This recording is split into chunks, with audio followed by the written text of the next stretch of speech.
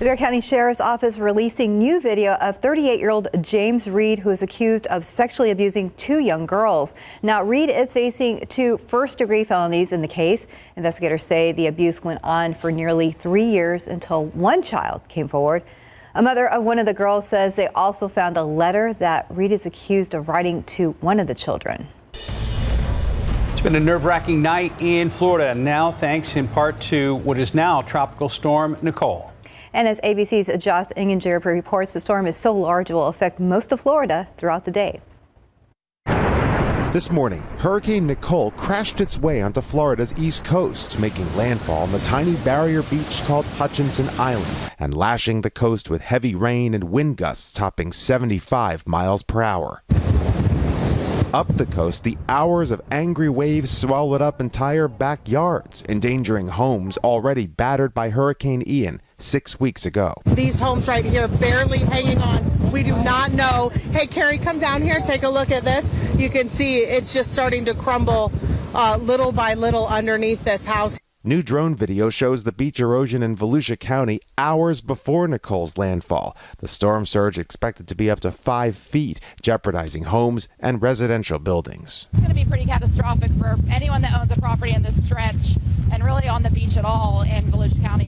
Local law enforcement deemed 12 condos and at least 1 hotel at risk of collapse. Authorities evacuated families from at least 6 of those buildings.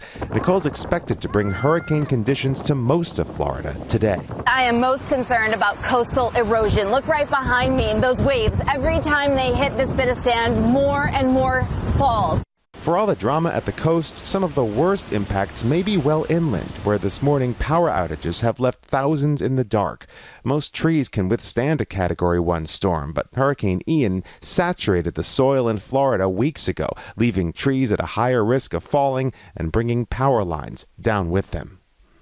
And back here on Hutchinson Island, where the storm passed directly over us, the wind direction has now switched as we experience the backside of this storm, and it lifts its way across and then through the Florida peninsula. At daybreak, the damage assessment will begin as the state of Florida figures out where it stands and how long it'll take to rebuild. Josh Einiger, ABC News, Jensen Beach, Florida. A federal grand jury has indicted David DePape, the man accused of attacking Paul Pelosi, husband of House Speaker Nancy Pelosi. That means DePape is now facing both federal and state charges in the home invasion and assault. The federal charges include attempted kidnapping and the assault of an immediate family member of a federal official. DePape, a Canadian citizen who was in the U.S. illegally, has pleaded not guilty to charges. According to Speaker Pelosi, her husband is making progress and is expected to make a full recovery. Election Day was a historic election for female governors. In 2023, the U.S. will have 12 women serving as their state's top executive.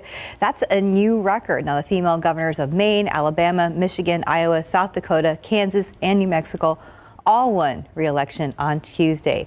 New York Governor Kathy Hochul won her first full term, and Massachusetts and Arkansas elected new female governors. 2 more races in Arizona and Oregon haven't been called yet, but all the gubernatorial candidates are women.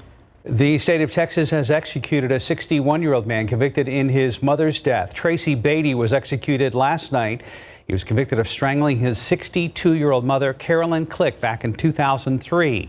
His execution came after Supreme Court Justice Samuel Alito on Wednesday denied Beatty's appeal to put a stay on the execution. Beatty's final words, a mix of goodbyes and well wishes to his wife and friends.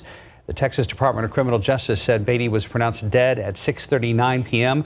According to TDCJ, there have been 3 executions in 2022 in Texas.